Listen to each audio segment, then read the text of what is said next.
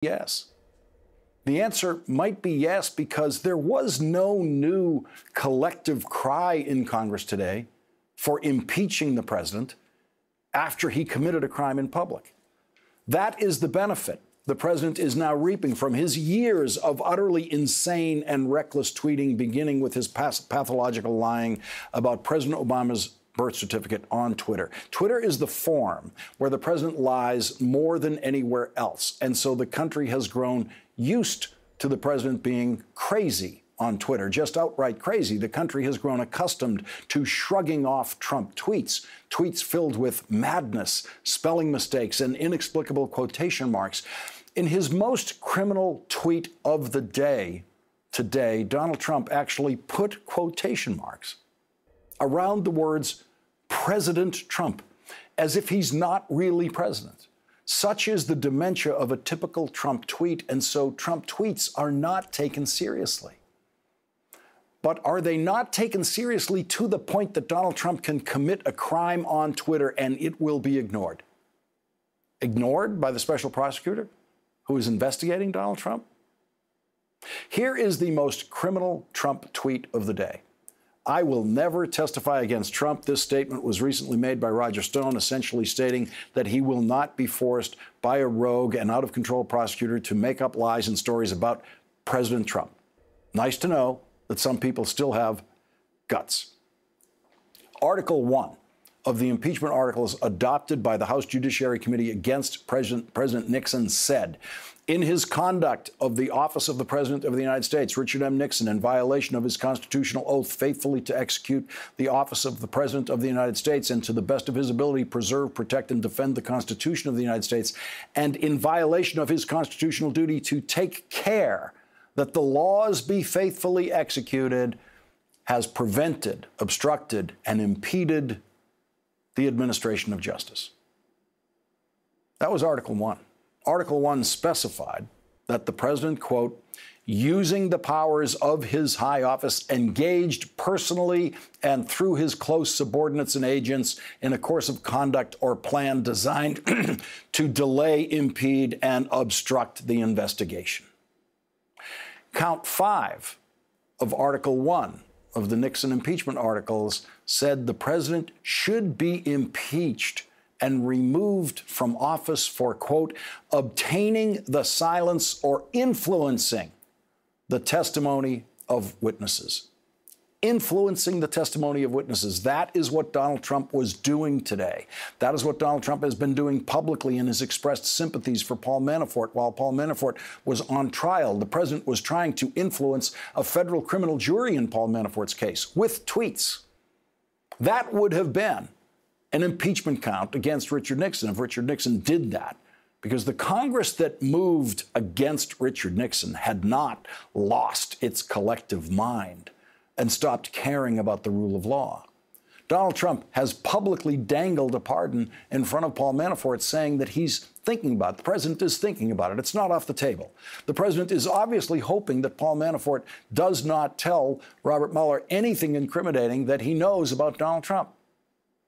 Count 9 of Article 1 of the impeachment articles against President Nixon said the president should be impeached and removed from office for, quote, endeavoring to cause prospective defendants and individuals duly tried and convicted to expect favored treatment and consideration in return for their silence or false testimony. Donald Trump is guilty of that beyond a reasonable doubt. And so the question is, has America lost its mind? Has America lost its legal mind? Has the United States Congress lost its mind? That is what Donald Trump is counting on. That he has driven America and the Congress crazy to the point that he can commit crimes publicly in writing on Twitter and get away with it. And so he also wrote this today. Michael Cohen asks Judge for no prison time. You mean he can do all of the terrible, unrelated to Trump things having to do with fraud, big loans, taxis, et cetera, and not serve a long prison term? He makes up stories to get a great and already reduced deal for himself and get his wife and father-in-law, who has the money, off scot-free. He lied for this outcome and should, in my opinion, serve a full and complete sentence. Michael Cohen pleaded guilty to crimes that involve Donald Trump, so that tweet is lying about that, involved Donald Trump to the point that Donald Trump was named an unindicted co-conspirator in the case where Michael Cohen pleaded guilty for the first time. And so there in that tweet is the President of the United States saying that if you give Special Prosecutor Robert Mueller information against the president, you should be punished as severely as possible. You should serve a full and complete sentence. Richard Nixon would not have dared say something like that publicly because Richard Nixon did not believe that America had lost its legal mind or that the Congress had lost its legal mind. Also today, Donald Trump tweeted, Bob Mueller, who is a much different man than people think, and his out-of-control band of angry Democrats don't want the truth. They only want lies. The truth is very bad for their mission. Count 4 of Article 1 of the Articles of Impeachment passed against President Nixon said that President Nixon should be impeached and removed from office for, quote, interfering or endeavoring to interfere with the conduct of investigations by the Department of Justice of the United States, the Federal Bureau of Investigation, the Office of the Watergate Special Prosecution Force, and congressional committees. Every single one of Donald Trump's now countless public attacks on Robert Mueller, every single Trump tweet attacking Robert Mueller is an impeachable offense according to the Congress that brought articles of impeachment against Richard Nixon, the Congress that did not lose its mind the way the Trump Republican Congress has so fully and apparently irretrievably lost its mind. Several legal observers today believe the president committed at least one federal crime in his tweets. Kellyanne Conway's husband, Washington Attorney George Conway, responded to the president's tweet about Roger Stone simply by saying, file under 18 U.S.C. sections 1503, 1512. The federal law cited by Kellyanne Conway's husband deals with obstruction of justice and witness tampering, saying it is a crime for a person to, quote, attempt to influence, delay, or prevent the testimony of any person in an official proceeding. Is Donald Trump attempting to influence testimony? Yes, he obviously is. And he put that in writing today and proved the case against himself in writing today beyond a reasonable doubt.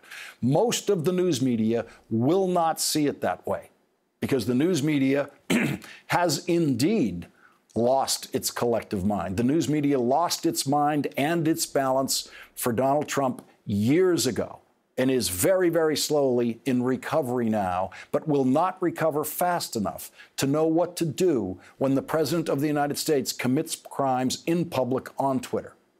But legal professionals have been much more reliable and consistent in the face of the challenge that Donald Trump has presented to us. And lawyers like George Conway can see clearly what the president is doing, even if most of the news media cannot, as can former acting Solicitor General Neil Katyal, who tweeted this in response to George Conway. George is right. This is genuinely looking like witness tampering. DOJ, at least with a non-fake attorney general, prosecutes cases like these all the time. The fact it's done out in the open is no defense. Trump is genuinely melting down. Robert Mueller is not melting down. Robert Mueller and his team know what a crime looks like when they see it. The president's tweets today and many other of his tweets will be in Robert Mueller's final report on the criminal conduct of the President of the United States. And then they should be incorporated in what should be Article 1 of the Articles of Impeachment voted on in the House Judiciary Committee against President Trump. And that should happen when the Democrats take control of the House of Representatives next year. Much more is at stake here than just the Trump presidency. If the Congress allows the president to publicly commit the crime of witness tampering in investigations of the president, then they are allowing every future president to do exactly the same thing. Tonight, Michael Isikoff is reporting in Yahoo News that Robert Mueller is at the stage of, quote, tying up loose ends. Special counsel Robert Mueller's prosecutors have told defense lawyers in recent weeks that they are tying up loose ends in their investigation, providing the clearest clues yet that the long-running probe into Russia's interference in the 2016 election may be coming to its climax potentially in the next few weeks, according to multiple sources close to the matter. Leading off our discussion now, Jill Wine-Banks, former assistant Watergate special prosecutor and MSNBC legal contributor. And joining us is Harry Litman, a former U.S. attorney and deputy assistant attorney general under President Clinton. David Corn is with us. He's the Washington bureau chief for Mother Jones and an MSNBC political analyst. And Jill, whenever I go back to read those Nixon articles of impeachment that the House Judiciary Committee voted on, when you look at them in the context of what President Trump does every day now, that same Congress would be voting a very long set of articles of impeachment against Donald Trump. That's been clear for many months, for maybe even many years now. He has committed so many crimes in public. I think I'd use the word that the public is numb and is starting to accept as normal things that are completely abnormal and totally illegal. He cannot be permitted to continue the attacks on the Department of Justice, the Mueller investigation, on everything that we believe in a democracy. But that's what he's doing. And he has not only obstructed justice and tampered with witnesses, he has done so many other things that are completely wrong. I think that your opening statement was so compelling that I would not want to be the defense lawyer arguing against that. He has clearly shown that he is ready to be impeached, if not indicted. I want to report two congressional reactions. One, I think, fits in the category of numb, of what Jill just called numb, and that is Senator Mark Warner, who tweeted this in reaction to what the president said today. This is serious. The president of the United States should not be using his platform to influence potential witnesses in a federal investigation involving his campaign. Now, there's a senator who just says it's serious and he shouldn't be influencing witnesses. He doesn't say it's a crime. He doesn't say it's impeachable. He doesn't express extreme outrage. It seems that Senator Warner's tweet is one of those examples of a Congress that has been desensitized. But let's listen now to Congressman Adam Schiff. And this is, I think, more important because Congressman Schiff is in what will be the democratically controlled House of Representatives, and that is where impeachment begins. Let's listen to what Adam Schiff said yesterday. The president continues to dangle a pardon for Paul Manafort, which only adds to the growing body of evidence that the president is engaged in obstructing justice. That, I think, is the ultimate significance here. And David Corn, Adam Schiff seems to get it. It doesn't seem as though he has been desensitized by the president's tweet campaign. I think that's right. And I think, I've not been a big fan politically of Democrats in the House rushing towards impeachment. I'd rather see 12 different oversight hearings on the Russian investigation and other matters to proceed first. But today was one of the first times when I really thought, apropos what you were saying in the opening here, Lawrence, that there may be no way around it. And one reason is that the Office of Legal Counsel in the Justice Department put out two opinions in 1973 and 2000 saying that they believe that a sitting president cannot be indicted. That guideline is supposed to govern how federal prosecutors handle their cases. So if the Justice Department can't bring to bear any of this evidence against a sitting president, well, the framers gave us one other option, and that is impeachment. It's the nuclear option, but it's the only other option there is. And if he is out there, witness tampering, and I take George Conway at his word here. I mean, and others have come out and said this too. I mean, that's a crime. Dangling the pardons, that's criminal as well. So we may be heading to a situation where the only sanction available to the public here is through impeachment, and you know what that's going to be like. And Harry Litman, I, for one, don't think impeachment should be a political calculation. I think impeachment should be brought when the situation and the charges merit it, whether you believe you will win the impeachment vote in the House of Representatives or whether you believe you'll win the trial verdict in the United States Senate. And in this instance, it seems to me, if Donald Trump is allowed to publicly tamper with witnesses, and who knows what he's doing privately, but publicly tamper with witnesses, and the Congress does not move to impeach over it, the Congress is saying, in effect, yes, the President of the United States at will can tamper with witnesses, dangle pardons, do whatever the president wants to obstruct and tamper with witnesses in any federal investigation, including a federal investigation of the president. I mean, that's right, and do a whole flurry of other things, the demeaning of the rule of law, the derogation of so many executive responsibilities that just seem completely contrary, historically contrary to anything a president should be doing. And what else is impeachment reserved for? Yes, there are political calculations, but I agree, it's a grave and first and foremost small d democratic responsibility to assess. One point on this public, I mean, we are sort of blown away and have trouble even assessing it because he does it so brazenly in public. But remember, the first question that Robert Mueller will ask of a Stone or a Corsi or a Manafort is, did you talk to Trump and what did he say? He's practically not able to speak to them privately, and this sort of public campaign, this tweeting, is the only way that he can, in fact, effectuate witness tampering and obstruction of justice. So it doesn't really, it's not such a surprise that it's open and notorious in that way. That's how it's got to be.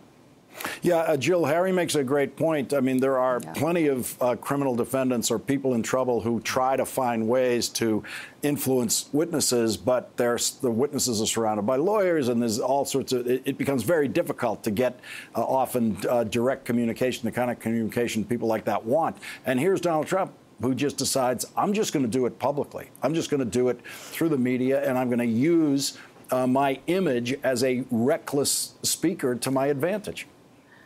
Well, let's go back to his first pardon. It was Sheriff Joe Arpaio for contempt of court. That was, as I said then, was a clear message to future witnesses, don't worry, you can lie or you can refuse to testify, and I will pardon you. I have your back. That was his first message that I considered obstruction and witness tampering. And I also want to point out that all that he's doing in public, I hope your viewers really get that it doesn't make it legal because he's doing it in public. One of the categories of evidence that we turned over as part of our roadmap to the House who was looking at impeachment was all the evidence of the lies that Richard Nixon told to the public, because lying to the public to deliberately mislead them, as is clearly going on here. And all you have to do is check any fact-check source, and you will find thousands of lies, many of them related to this investigation, and that was an impeachable offense. So I think that the fact that it's in public is confusing people, and they're going, well, if it was in public, it can't be illegal. It is illegal. David Corn, your co-author Michael Isikoff on your Russian roulette book, revealing his reporting that the special prosecutor is at the stage of tying up loose ends, or at least special prosecutor staff has told defense lawyers tying up loose ends is where they are now. If that is the case, and added with that the Michael Cohen plea last week, it does seem that the President of the United States is himself now at loose ends. He has moved to what seems like a new stage of hysteria. Well, you know, Lawrence, we really say that every week.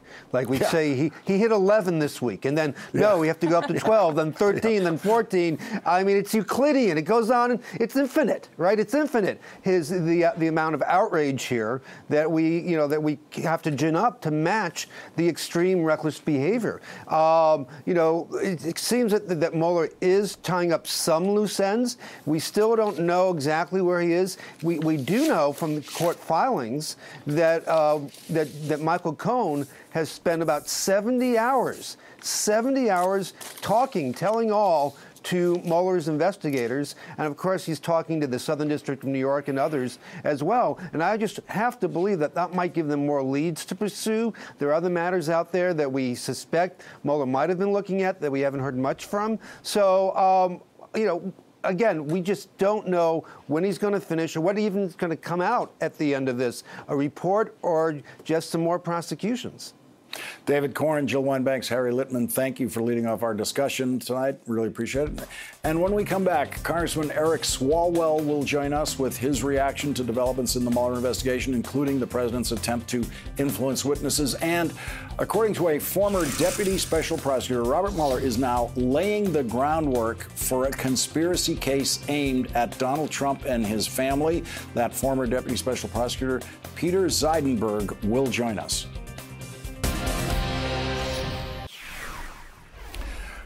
Special Prosecutor Robert Mueller is laying out the predicate for a wide-ranging conspiracy case that will likely ensnare the president's family and, quite likely, Trump himself. Those are the words of a former deputy special prosecutor during the George W. Bush administration in the Scooter Libby case, Peter Zeidenberg. That line appears in his op-ed piece today in USA Today, in which he says we should, quote, expect to see a case of conspiracy to interfere with the 2016 election to be laid out in court. Peter Zeidenberg agrees with the point Rachel made so forcefully Friday night that Michael Cohen's new guilty plea last week of lying to Congress about how long he was working on the Trump Tower deal in Moscow is the key development in what is to come next in the Mueller investigation. Zeidenberg says that Cohen's new plea deal, quote, provides a key ingredient, motive. For those who long wondered why, throughout the presidential campaign, Trump could not bring himself to say a critical word about Russian President Vladimir Putin, we now know the answer. Trump was hoping to do business in Russia, and doing so would require the approval of Putin. Once Trump repeatedly and publicly denied having any business interests in Russia, Putin had leverage over Trump because he knew this claim was an easily disprovable lie. Cohen's disclosure exposes not just Trump as having lied about his business interests in Russia, it potentially also exposes his family as well. Donald Trump Jr. and Jared Kushner have both testified before Congress. Robert Mueller wrote in the criminal information filing last week that Michael Cohen, quote, briefed family members of Donald Trump on the Trump Tower Moscow project. Zeidenberg writes, Trump Jr. was asked about his role in the negotiations about building Trump Tower Moscow, and while a transcript of Kushner's testimony has not been made public, it is hard to imagine that he was not also asked about the Trump organization's business ties to Russia. Joining us now is the author of that op-ed piece, Peter Zeidenberg. Thank you very much for joining us tonight. Make your case on why you believe that Special Prosecutor Robert Mueller is working on a wide-ranging conspiracy. You make the point that collusion's not a legal term, a wide-ranging conspiracy that involves the Trump family.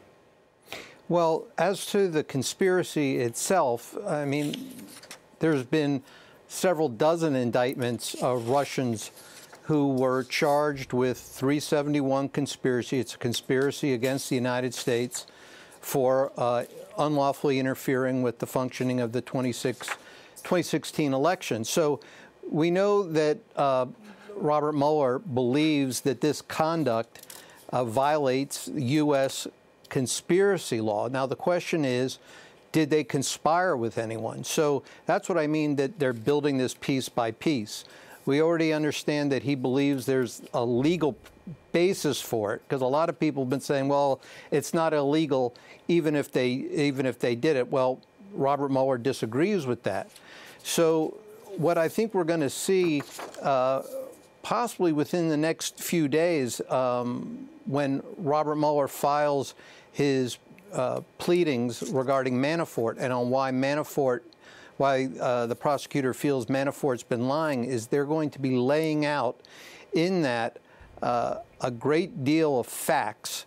And I think that those facts are going to start pointing the fingers at people closer and closer to President Trump, including his family. And I think that like a lot of people, I think that meeting in June in Trump Tower is going to be a focus of the government prosecution. You make the point in your article that the filings that Robert Mueller intends to do in the Manafort case provide him with an opportunity to do what you call an end run around Matthew Whitaker, who has been installed by Donald Trump as the acting Attorney General. What do you mean by that?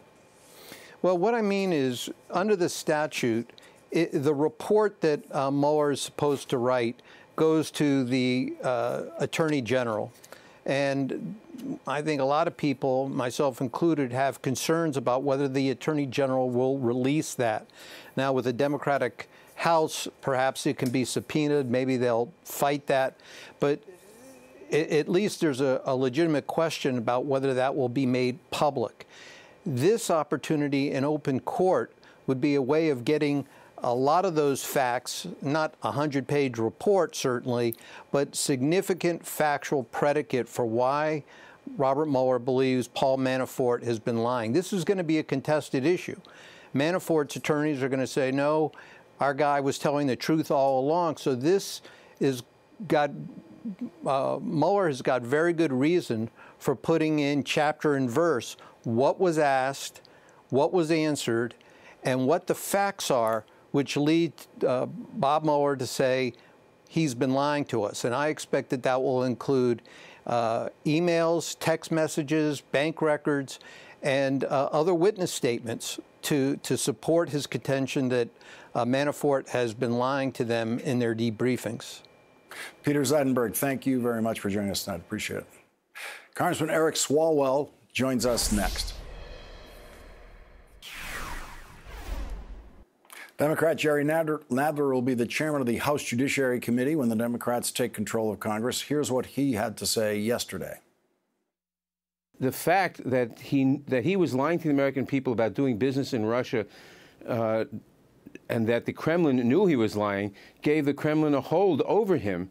And one question we have now is, does the Kremlin still have holds over him because of other lies that they know about? Joining our discussion now, Democratic Congressman Eric Swalwell of California. He's a member of the House Intelligence Committee and the House Judiciary Committee. Congressman Swalwell, thank you very much for joining us tonight. I want to get your reaction to the president's day today, where he was obviously publicly in the business of trying to influence witnesses. Good evening, Lawrence. I think the Mueller investigation, if you were comparing it to a chess match, has put the president in check. And the president is now making erratic moves that is exposing his position. As a former prosecutor, I've seen this before. As you get close to the end of a case or close to a verdict, defendants start acting quite irresponsibly, and they reach out to witnesses. They try and delay the inevitable, and I see that happening here. There's a crescendo that is coming, and all of the evidence suggests that you're going to find that this president, his family, his businesses, his campaign were eager to collude with the Russians. They were eager to do business with them, and when they were confronted, they told a lot of lies.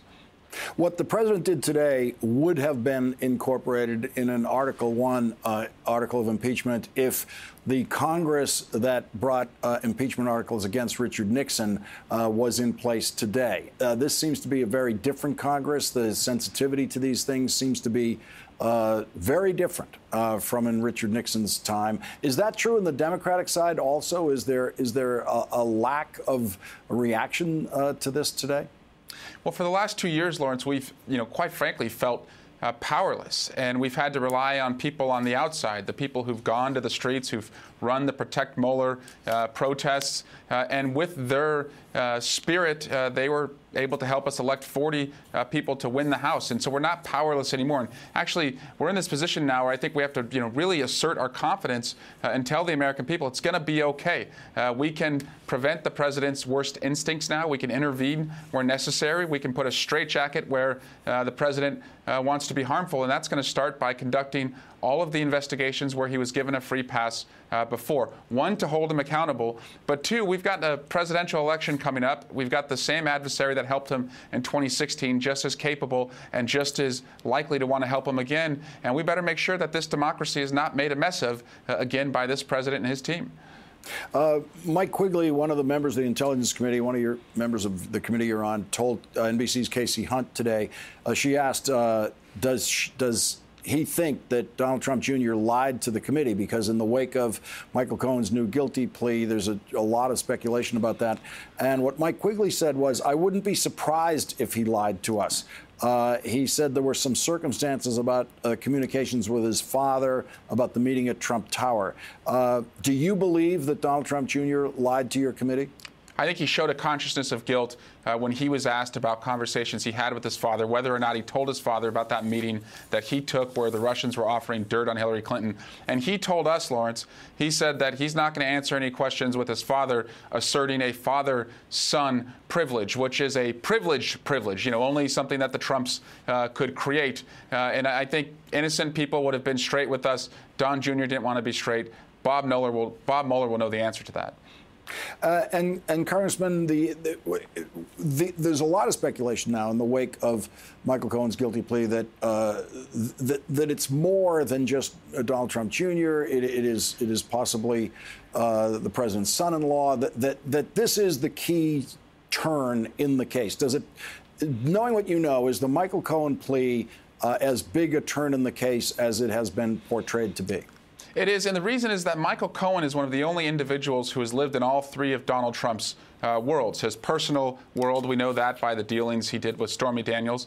His political world, he acted as a surrogate during the campaign, even struck some of these agreements to silence people during the campaign. And his financial world, he was the Trump Organization lawyer, and he has come clean. I think the American people would greatly benefit with him sitting before Congress, just as you saw during the Watergate era, and giving a full allocution of what he saw. Congressman Eric Swalwell, thank you very much for joining us. My pleasure, Lawrence. Coming up, there is now a criminal investigation, an active criminal investigation of possible election fraud in a congressional race in North Carolina. And that possible election fraud would have been conducted by Republicans to steal a very close election from the Democrat. The State Board of Elections is refusing to certify the result. We will have an expert join us who has looked at the balloting in that race. That's coming up. There is now a criminal investigation underway of potential voting irregularities. That's what they're calling it, in a North Carolina congressional election. The local district attorney in the 9th Congressional District is now investigating what happened with the absentee ballots that delivered an election night win to Republican Mark Harris over Democrat Dan McCready in a very tight race. The state elections board, though, has now twice declined to certify the results of that election because of, quote, claims of irregularities and fraudulent activities related to absentee mail ballots. The Charlotte Observer reports that at the center of this controversy is a convicted felon who was paid by the Republican campaign. His specialty is absentee ballots. That man's name is Leslie McCrae Dowless. There are numerous reports of people knocking on doors in the district offering help with filling out and mailing absentee ballots. But what happened to the ballots after that is unclear. Some of the ballots might have been filled out by the person offering the help. Others might have been destroyed by the person offering to help. But in the end, there was an extraordinary outcome in the absentee ballot count. A North Carolina political science professor studied the results in Bladen County, where 42% of the mail-in absentee ballots were from registered Democrats and just 19% were from Republicans. But the Republican got 61% of that absentee mail-in vote, and the Democrat got just 38%. Michael Bitzer is the political science professor who did that ballot analysis, and he will join us next, and we will have many more details on what happened to those absentee ballots in North Carolina and what's going to happen next, including the possibility of a new election in that district. Here is a local news report in North Carolina about why there is now a criminal investigation by the local district attorney of possible fraud in the 9th Congressional District congressional race. So what were you doing for these? I was helping McCrae pick up ballots. Eason says McRae Dallas paid her $75 to $100 a week to go around and pick up finished absentee ballots. Dallas is the Bladen County Soil and Water Conservation District Supervisor who appears to be at the center of the state investigation. He was named twice in sworn affidavits as a worker for the Mark Harris campaign. Eason says she never discarded ballots or saw who people were voting for. But after picking them up, she didn't mail them. She gave them to McRae Dallas. Did all the people who voted, did their votes count? I guess. Like I said, I don't know nothing what happened after I dropped them off. Joining our discussion now, Michael Bitzer, a political scientist and historian who writes OldNorthStatePolitics.com. Michael, you analyzed these ballots and found that the outcome, Democrat, Republican, doesn't make any sense at all. It really doesn't. As you indicated earlier, in Bladen County, among absentee by mail votes, Bladen County was the only county out of 8 counties in the 9th Congressional District that went for the Republican Mark Harris.